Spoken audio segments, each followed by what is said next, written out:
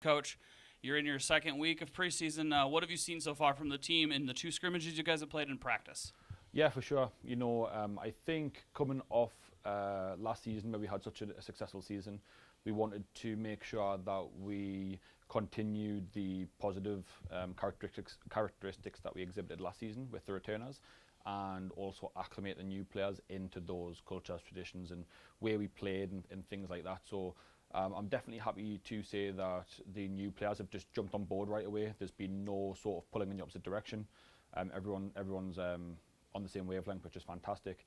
The togetherness, team spirit's been fantastic so far. And we're only 7 days into pre-season, so we have to understand as a program that Rome wasn't built in a day, so to speak.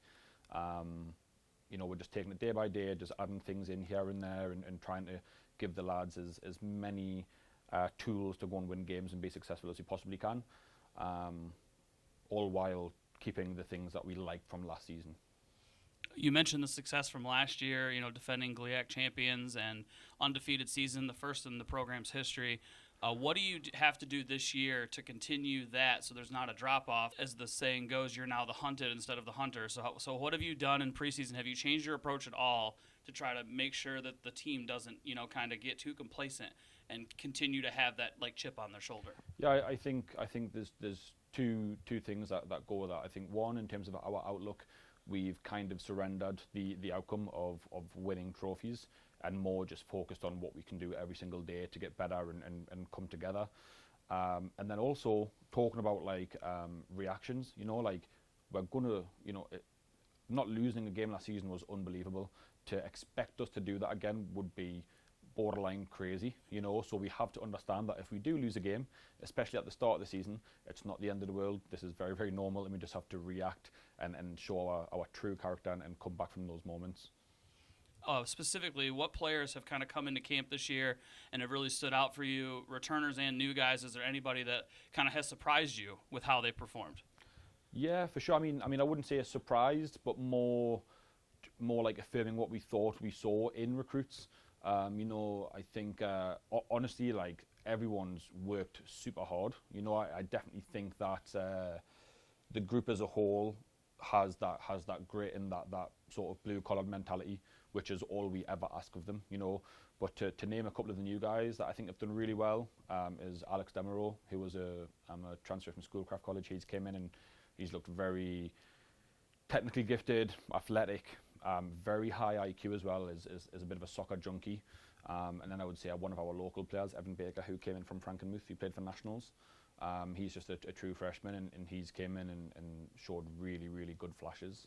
And we're still waiting on a couple of players to get into the squad as well. We're still waiting for 2 players to get in. You have 2 players, I believe, returning that won a lot of individual awards last year, and Jonathan Money, also Adamson. Have you seen a change this year in them and their leadership skills and what they bring to the team versus last year?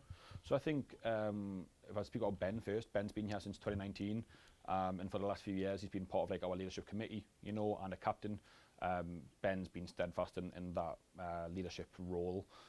He is everything that we want from a mentality standpoint. He's an ultimate competitor. He loves the group. He loves being part of our program. So he's came in and just kind of really continued to be that guy. Whereas Johnny, it was his first season last season, had a fantastic season. As you mentioned, won a ton of awards. And he's came in this season and he's kind of put himself in that leadership position as well. So he's kind of joined that leadership committee of more senior players, because Johnny will be a junior this year. And he's been brilliant, been getting around the new guys, helping them out, has not acted like the big fish, so to speak, has not acted like the guy that's won all the awards. He's very, very, very team first. He hasn't scored in either of the first 2 scrimmages, but he's never been upset about it. He's just more concerned with how the team's performing and if the team's winning, rather than his own individual successes. Is there a match you guys have early on in the season that you feel is kind of like a measuring stick, where it's going to give you a really good idea of what this team's going to be this year? Yes, sir. I think, of course, we always have difficult games in the conference. Especially there's no easy game in the conference. I mean, if you look at our season last season, we had no blowout games. I think St. Cloud came bottom of the conference, and we only beat them 4-2, and it was 2-2 for a long part of that game.